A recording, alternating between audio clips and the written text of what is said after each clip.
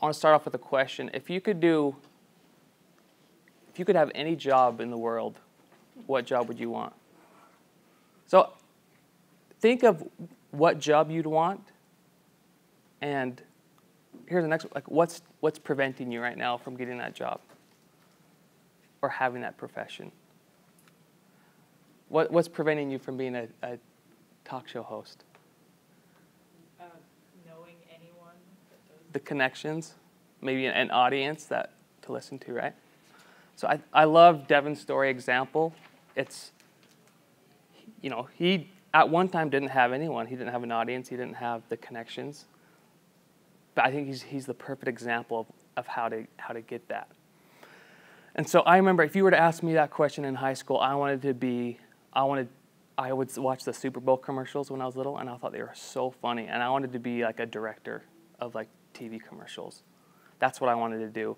And I remember when I was in high school, I was a senior, and I was in charge of making the videos. So I would make the videos for our whole school to see. And I remember like sitting there in this dark auditorium with the whole school watching something I created. And it was just a really cool feeling. Like, this is something that I want to do for the rest of my life. I found my passion. I want to create things, and I want to have people see those things. But then reality hit, right? You after high school, like, you kind of face reality. And this was also before YouTube. And my distribution was gone, my audience was gone, and it just kind of reality hit, and it hit me hard. I was like, how am I going to continue to do what I want? I think it's something that we all struggle with. How do we make a living off something that we enjoy? We've all heard that phrase, if you love what you do, you never have to work a day in your life. So just like any aspiring filmmaker at the time, I packed my bags and I got a job at Hollywood. I was in the Fox entertainment industry, or their company. The department did a lot of behind the scenes stuff for like 24 and House and American Idol.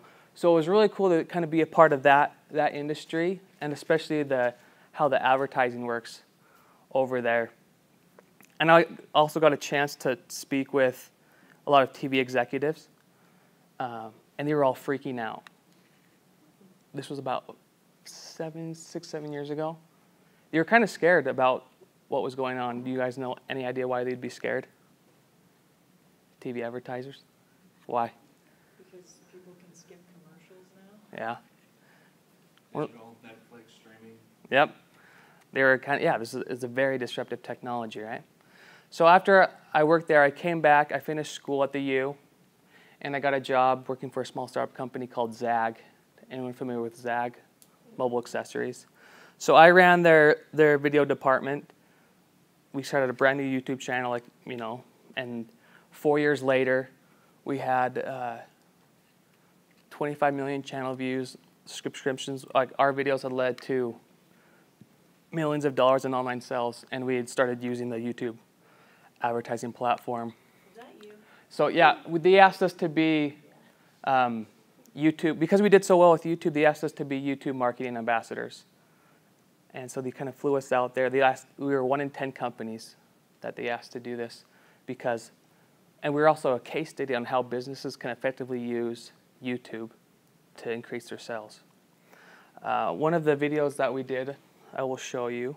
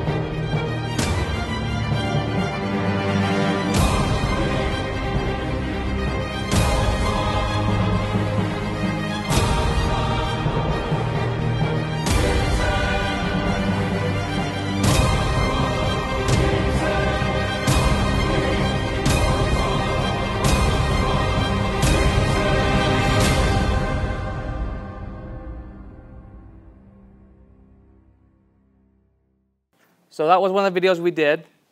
And it was a lot of fun. Any ideas how much that cost us to make? Did you buy the camera or not? We rented the camera. How many phones did you go through? We ended up breaking 3 phones. 3 brand new iPhones. So this camera, the Phantom camera, cost like 50 grand to buy. To rent it, it was 2,500, and then we broke 3 phones, and it's just like the video department's all in house. So I mean, it cost us probably around 5 grand or a little under 5 grand, which compare this to the budget that a lot of like bigger companies have. It's nothing. And we also promoted this on the TrueView advertising. How many of you guys have been watching a YouTube video, but before you can watch it, you have to watch 5 seconds of an ad? When, you guys know when that came into play? A year and a half ago. You remember YouTube before that was there? Yeah, it was glorious. The glory days? Yeah, the glory days before advertising. Lesson learned, marketers ruin everything. Right? Sorry. So we promoted this on YouTube advertising, and we could track everything. So we would spend maybe $5 to get, or $10 to get someone to buy this. So yeah, it cost us 5 grand to make, but using that advertising platform, you know, we could justify it because we had money coming in, like a little marketing cash machine. So they asked us to be YouTube marketing ambassadors, and they kind of flew us out there at the Googleplex and showed us. We were one of the first companies to start beta testing the TrueView, and they kind of got our feedback and wanted to know what they can improve and everything. They were just also saying like they want to be YouTube channels want to take the place of TV channels, and it's been crazy. This happened a year and a half ago, and it's crazy to see how much like they wanted to do and how much they've done. So in this class, I want to talk to you about this big disruption that's going on in the advertising industry. I want to talk to you about TrueView ads, or the YouTube advertising, how you can take advantage of this big change. I'm going to show you a case study and also some monetization tips for YouTube channels so you can make money off your passion, right? One truth that you need to understand, attention equals ads equals money, right? Anywhere your attention goes, ads will show, right? Let's say that together. Where attentions go, ads will show. All right? That's going to be a theme. Like, just, no, that's just truth. That's basic truth number 1. This disruption, TV advertising is killing, online advertising is killing the TV industry. And I explain why, all right? Here's you, the smiley face. What's a TV show that you guys watch? Breaking Bad. Breaking Bad's been going on right now. Big fan of that. Bones. Pick your favorite TV show, put them there. If you're talking to my wife, it's The Bachelor. No. Just kidding. This is my wife here, by the way. So you have TV shows. How did those TV shows get here? They have creators, people who made the TV show. And then above them, we have the TV stations. So AMC bought the rights to the TV show that was made by the creators, right? There's another big key player here, are big companies. So whoever puts those commercials on the TV shows, all right? So our attention for the last 50 years have been on these TV shows. And what's the rule? Where attention goes, what happens? Ads will show. These companies, hey, people are watching this show. Let's put our product in there. And they say, hey, we'll put our ads on this TV show, and we'll give you guys money. Last year, 2012, companies spent $64 billion on TV advertising. What do these TV stations do with that money?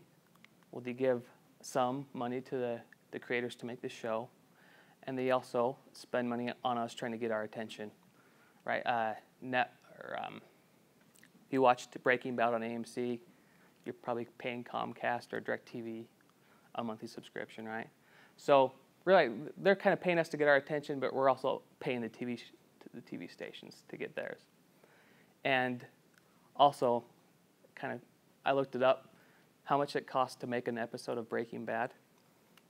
It costs $3 million to make one episode of Breaking Bad. And I looked on, I also like Walking Dead. It costs $1 million per episode to make those. So these TV shows, they're not cheap, and only a few can get there. So why would companies pay $64 billion to TV stations? What are they getting out of this? What's that? Yeah. So we see these ads, and the hope is that we go spend money with these guys, right? So let's focus. What's the barrier to entry to make a TV show? Give me $3 million, right? Connections, resource. I mean, same thing with to be a TV show. There's all these barriers to entry. Not anyone can do this, all right? So what happens is for the last 50 years or since TV come out, we've been watching these TV shows, but what's going on with our attention right now? Like we're in this big transition where we watch a TV show. Hold on, what's the Netflix? Oh, I only have to pay $8 a month. All right, and I can just fast forward these commercials. Like it's changing, right? The new media is quickly taking out the old media, and it's only to our benefit. Their problem is our solution. So now we have you, the viewer, and we're watching a YouTube channel, Devin Supertramp, or name your favorite YouTube channel. Again, each YouTube channel has their creators. So Supertramp is Devin Graham, and then they're owned by Google. Google owns YouTube, right? And who do we have over here? Who's the missing piece? Advertisers. And I'm going to change things up a little bit. Ooh, and I'll tell you why. I'm going to say it's the entrepreneurs and small to medium businesses. Because this is a new platform, and it's brand new, and we kind of learned from Devin Graham, like, big companies are stuck in the old way of doing things, right? They're not quick to adapt. They're not the small guys that can afford it. So they're going to try new channels of advertising. Our attention is on YouTube. And what follows attention? Ads.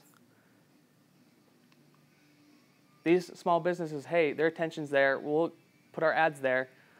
Last year on YouTube, in 2012, advertisers spent $4 billion on TV advertising, which, by the way, Google makes $52 billion off advertising. So you could change this out for search, their search program.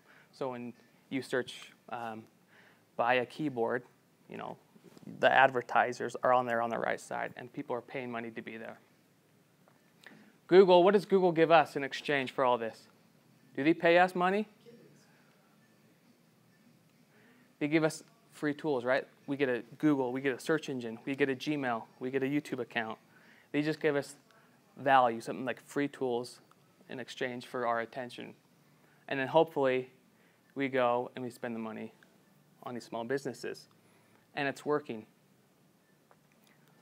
So question, what's the barrier to entry for this? Is there one? Yeah, the only barrier to entry is you actually doing it. Anyone can start a YouTube channel. We're no longer the viewer or the consumer.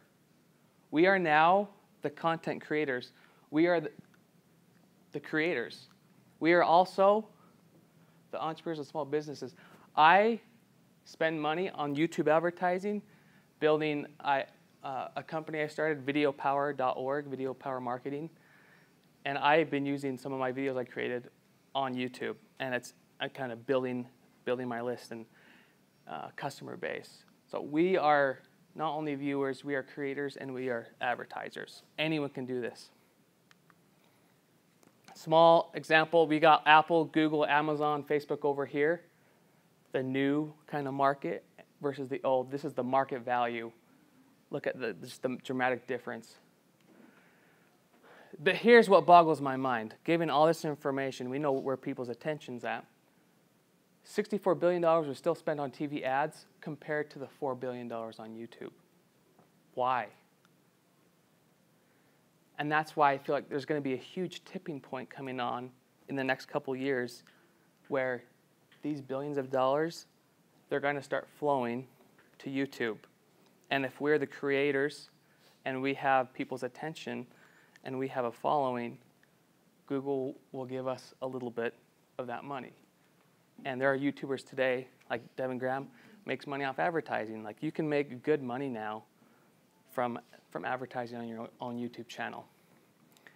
This kills me too, is people still spend money on billboards. I was driving up to Ogden today, looking at people driving. Probably 3 out of 5 people that were driving were on their phones.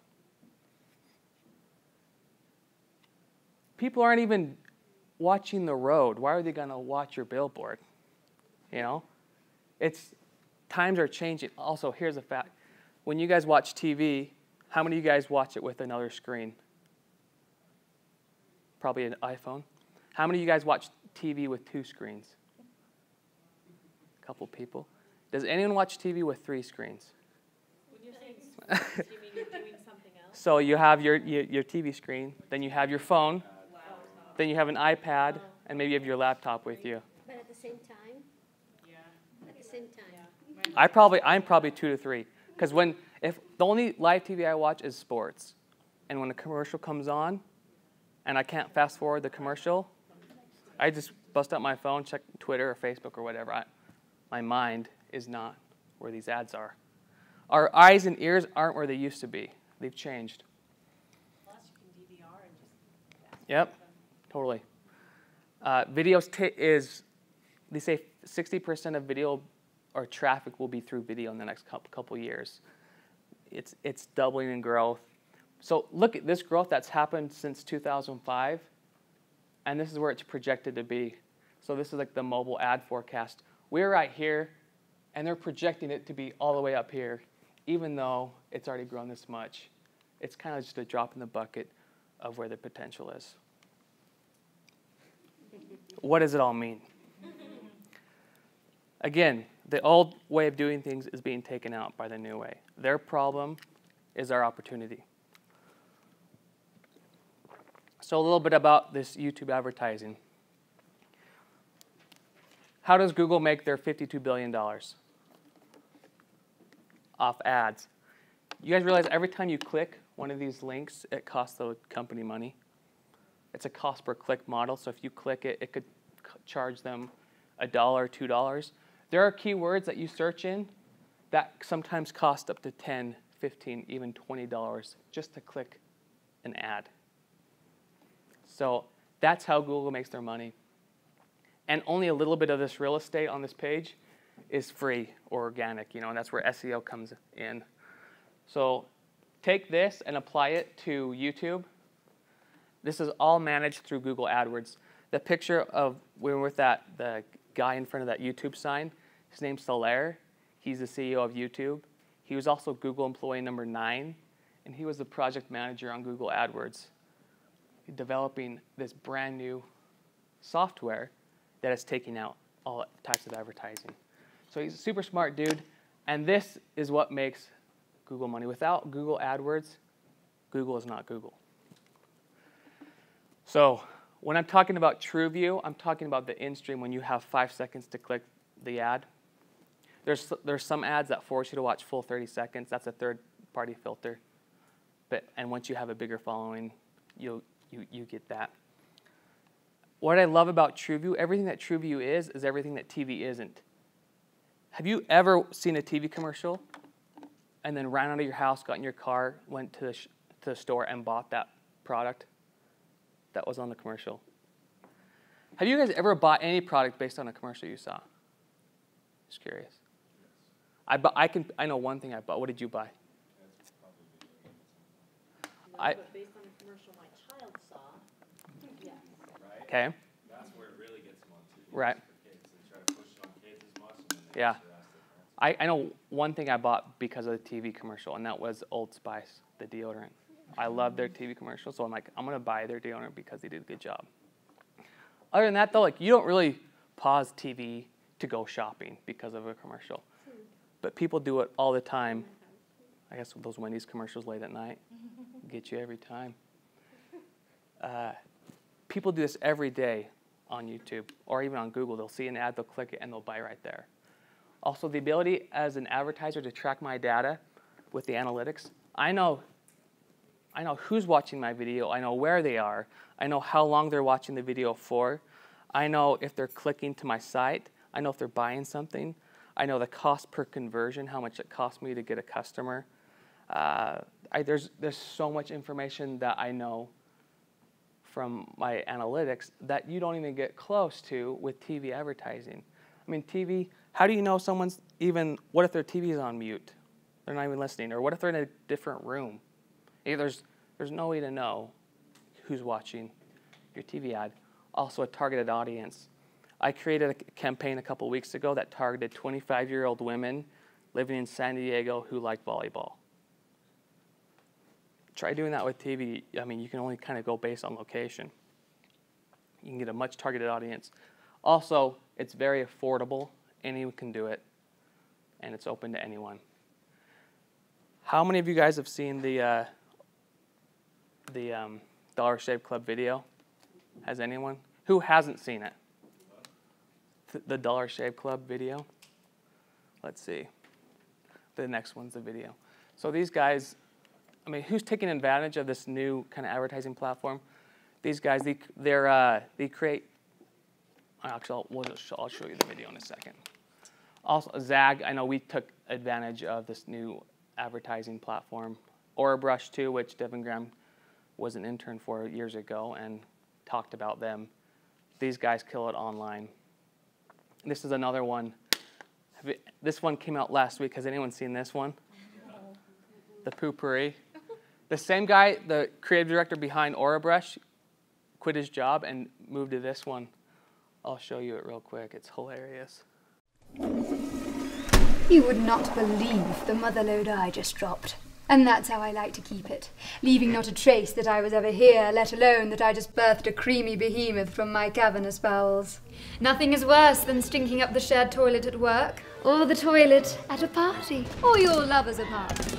Of course, flushing removes the graphic evidence. Maybe 2 or 3 flushes if your skid marks are as tenacious as mine. But what can be done of that subtle scent of a 300-cow dairy farm?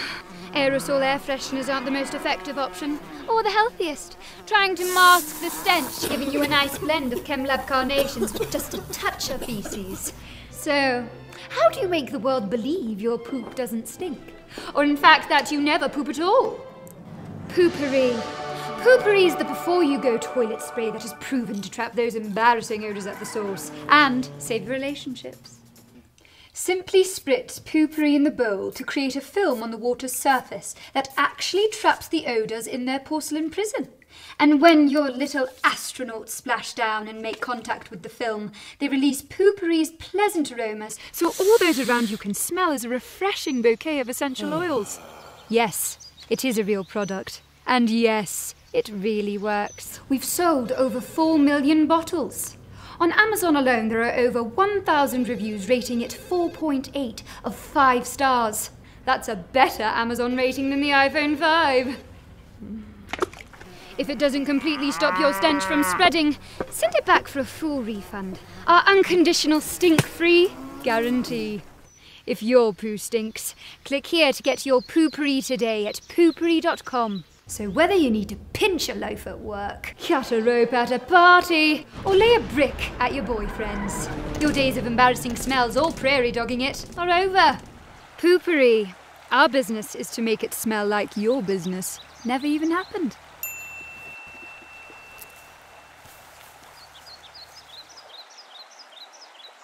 So they released this like a week ago, and it already has 4 million views.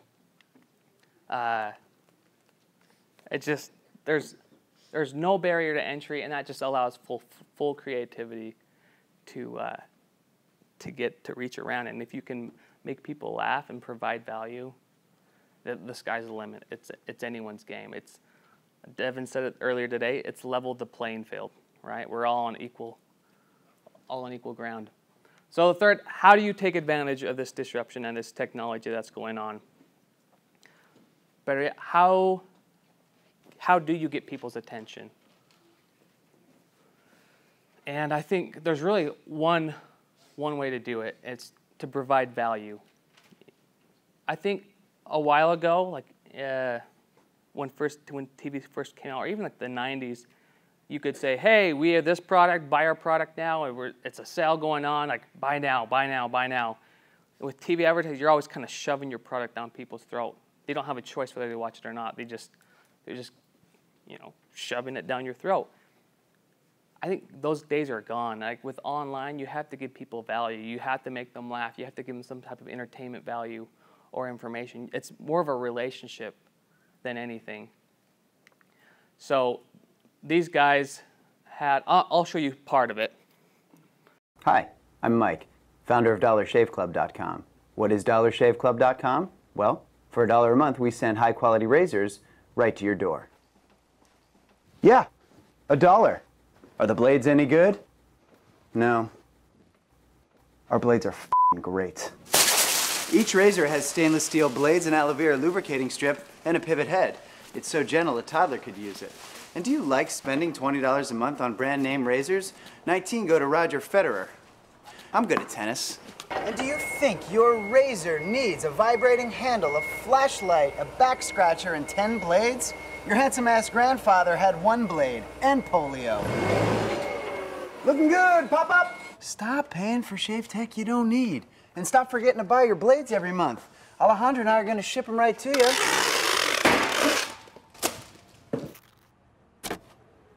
We're not just selling razors, we're also making new jobs. Alejandro, what were you doing last month? Not working. What are you doing now? Working. I'm no Vanderbilt, but this train makes hay. So stop forgetting to buy your blades every month and start deciding where you're going to stack all those dollar bills I'm saving you. We are DollarShaveClub.com, and the party is on. The Dollar Shave Club released this video, and it was hilarious, and it blew up. They were back ordered for weeks, and they spent $5 grand on the video, and it crushed it. Like they killed it. It's a great case study, and it's kind of, they're competing against Gillette. These companies that spend millions of dollars just to get a spokesman, and then on their TV advertising, the quality, they spend tons and tons of money compared to what they do, but they were a lot more effective with the online. So all videos can fit into 3 categories. I call it the 3 I's. You can make videos that are informative. There's 3 kind of value types here. You can inform people about something that they didn't know about. You can instruct them, teach them how to do something. Or you can entertain. Entertain with an I. You see what I did there? And those are the 3 types of information. So if you're thinking of how can I provide value, or if you wanted to create a YouTube channel to get attention, you're probably going to make a video that fits into these 3 categories. I like to combine both of them, instructing and entertain.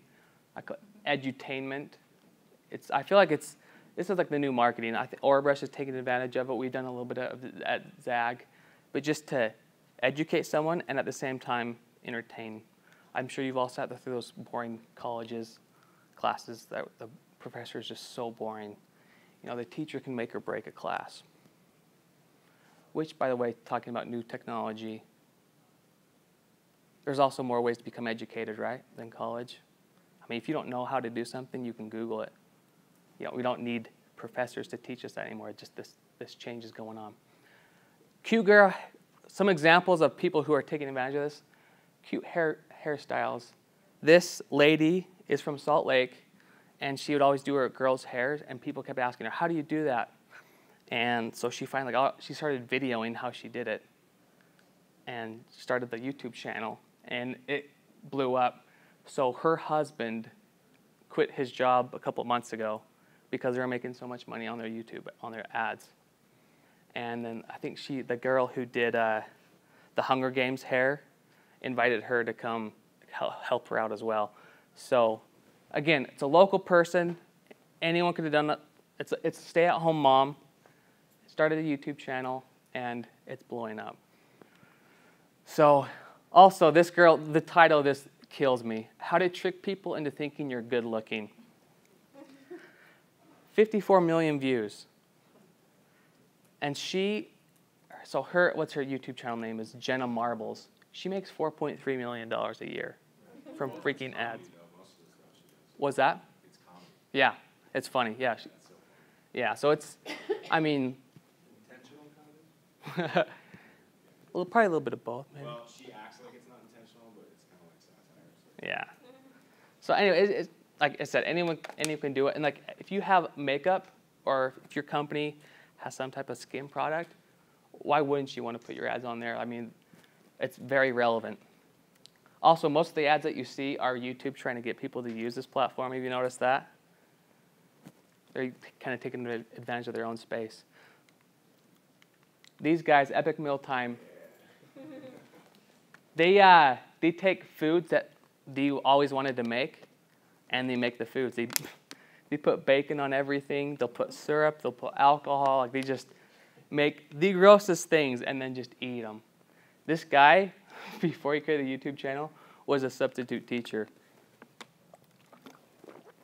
He also spoke at a conference called VidCon. I went there a year ago. It's in LA, and it's where all these YouTube celebrities come and like meet up, and all these kids that are crazy about YouTube go. And I had no idea who this guy was before, and a lot of people, but they'd come up on stage, and the people would just go wild. Like, they loved these YouTubers. That's what, these people who make money on YouTube, they just went crazy. There's this cult following. So it's kind of brought to the world a new kind of form of celebrity. Basically, I mean, everyday people, really. This guy pulls in $1.3 million on his YouTube channel. And then, Devin Supertramp is a great example who we heard speak today, just, following your passion. And some of the things on how to take advantage also, you need to identify your audience, who you're talking to. And the worst is when I go and I speak to or I consult with companies for their marketing strategy. I'm like, who's your target demographic? And they'll say, oh, between the ages of, 20 and 65 males. And I just want to slap them in the face. I don't talk to my grandma the way I talk to my little brother. You're not going to talk to a 6-year-old the same way you talk to a 20-year-old. You're just not. So come up with a very specific person who you're talking to, because the internet is filled with individuals and niche. So that's the best way. Also, to think of what are people searching for online? What keywords are people putting into Google? And then also pick your message. Are you going to inform, entertain, or instruct? It's also a great way to grab attention. I would also learn like basic SEO. How you can get found on Google, because that's where everyone's going. So there are 200,000 videos, 200,000 hours of video uploaded every day to YouTube. There's a ton out there. How do you get your video found amongst the millions of others? So how many of you actually have uploaded a video to YouTube? Half. How many of you actually went in and put in the title, description, and the tags? Still most of you. A lot of videos I see of YouTube channels, like, hey, what's wrong with, why am I getting views? They'll upload a video and it just sits there, and I'll go in, and the title still says 0043.mov, and then there's nothing in the description, there's no tags. Google and YouTube only know about your video what you tell them. So if you don't put any information in the descriptions, they don't know where to put it. With all the videos, the more information you give them, the better that they can put it to direct people to find it. So put your keywords in the title description and everything. So my case study, I had a funny experience. A couple years ago, a company came, they had a tax organizer app, and they wanted me to help them market it for them. So I thought, okay, who's your target demographic? Who's going to use a tax organizer? Someone who owns a business, who needs help on their taxes. And so, okay, what are they searching for? If they own a business, they're probably looking how to save money on their taxes, how to organize their business better. And like, or just basic questions like what's the difference between an LLC and an S corp. So we had like that person in mind. One of the guys on the team was a lawyer. I said, what are the top 50 questions you get asked as a lawyer? So we started with that. The lawyer guy is kind of sketchy. He looks like the Saul from Breaking Bad. So again, like this is kind of like a low budget thing that I was going to do with these guys. Honestly, not the most interesting video, right? We're not looking at Devin Graham's rope swing video. But these are people looking to be taught, looking for information. I did some keyword research using AdWords, and you can find, AdWords is amazing. Has anyone used AdWords before? A couple people. AdWords is awesome. Why? Because you can find out what people are searching for. So for S corporation taxes, I know that it's searched 720 times, medium competition, but advertisers are willing to pay $15.21 for a click. So if I have a website that ranks high for that keyword or a video, I won't make $15, but I'll make a chunk of that Google will give to me. So that's just a way how you can find a profitable niche. I did some of that. I optimized all these videos. So I brought them in, shot them for 2 hours. I said, the top 30 questions, keep each question to 2 minutes. Don't go over. And I shot them. So I shot them for 2 hours. I took the 2 hours of footage, chopped them up. Each question was a video. I ended up with 30 videos. Scheduled upload to YouTube. You know, I put in the keywords in the title, description, and the tags. And I just kind of sat there and watched. And it was kind of cool. I started, it was doing exactly as I was planned. People were searching for these keywords. They were being found on YouTube. Side note, I kind of ended up getting screwed over in this deal. So I didn't get paid. So I ended up monetizing the channel. I own the footage. It's all my stuff that I shot. I monetized the channel. Also, people started finding it on Google. They searched, or YouTube, save money on taxes. My video ranked 1 or 2. And then in Google, you search the tax organizer app. The videos also rank towards the top. Videos tend to float above the rest of the content because Google think that's more valuable than others. The monetization. So because of this channel, Google sends me a check every month. Sometimes it's for like $50, sometimes it's $100, sometimes it's $132. But I get a check from Google because of the ads. Keep in mind, I haven't touched this YouTube channel for probably a year. But because people are still searching for it and I have ads that it's being found, I still get a check. And it averages out, let's see. So, I mean, I made about $330 this year. You can see the spikes of it. Again, this is something that took me 10 hours to shoot, edit, and upload a year ago. And it's the closest thing I can get to passive income. And this is the ads, this is one of the ads that are on my YouTube channel. So if people watch at least 30 seconds of it, I get paid. Or you also see these ads. If someone clicks on that ad, again, I get paid. And yeah. How do you choose those ads? Like, how do you get ads to be on your channel? Good question. On the YouTube channel, you have to apply to be a YouTube partner, which basically means put your phone number in there, and you can be a partner. Then you need to enable monetization, allow ads on your YouTube channel. And then on individual videos, you can choose what kind of ads you want on it. And then you also want to make sure you link it to an AdSense account, which is also owned by Google. AdSense. So Like PayPal or something like that? similar. So Google. To be paid on YouTube, you have to have a YouTube account, you have to have a Google account, you have to have an AdSense account. It's all in Google, in the Google platform. It's Google AdSense, YouTube, Google Gmail. So again, this concept of the ads. When Google released the AdWords platform that advertisers could pay money per click, a cost per click 10 years ago was maybe 15, 20, 25 cents. That same keyword now could be $10, could be $15. So it's just grown so much in the last 10 years. Why? Because because that's where people's attention's going. So now we have this new YouTube platform, just barely started a year ago. It's a cost per view model, so it's not a cost per click, it's a cost per view. And right now a view is anywhere between 3 and 17 cents. It's not that expensive. 10 years from now, the cost per view could be a couple dollars, could be, you know, $10. We don't know. But if you could position yourself right now, like, you know that YouTube's going to grow in the future. You know where it's going. Why not take advantage of it, of building your property? How do you get to the keyword research on that? So the keyword research is done in Google AdWords. So you have to have an AdWords account. You go into Google AdWords and go to the keyword planner. They just changed it. It's not the keyword tool, it's the keyword planner. And you can go that and find different ones.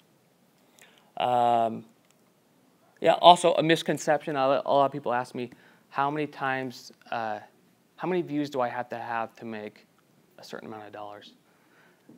And it really doesn't matter how many views you have. You get paid based on engagement. Are people clicking the ads? Or are people watching those past the 5 seconds? Because if they're not, you could have 1 million views, but if nobody clicks the ad, you're not going to have any money. So I think the reason, I mean, for example, I make on average $1 per 60 views. But then there are some YouTube channels that they say to make $1, you need 1,000 views. So, but my demographic is very specific. It's tax organizers and business people. And advertisers are willing to pay more for that keyword because it's going to be a bigger return for them. Versus if I'm splitting money to buy something on YouTube, iTunes for 99 cents, I may get 1 or 2 cents if someone buys something.